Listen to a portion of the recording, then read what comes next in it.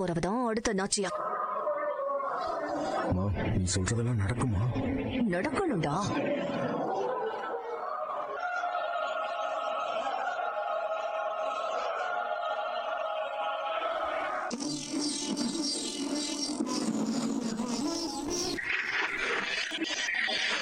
அண்ணா கொஞ்சம்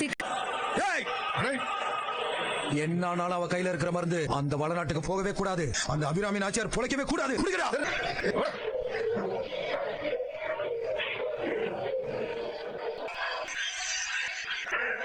நீ அந்த பக்கம் போய் தேடுறா.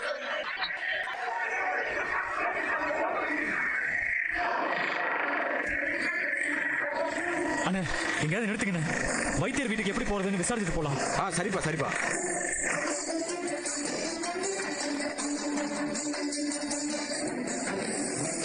என்ன மணி என்னாச்சு இங்க நின்னுட்டு? சவாரி ஏத்திட்டு வந்தேன், வர வழியில வண்டி ரிப்பேர் ஆயிடுச்சு. நீ கொஞ்சம் என்னன்னு பாக்குறியா? சரி இருங்க வரேன்.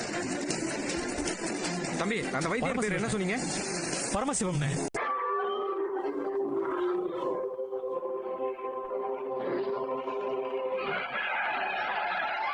யாருன்னு தெரியலையே.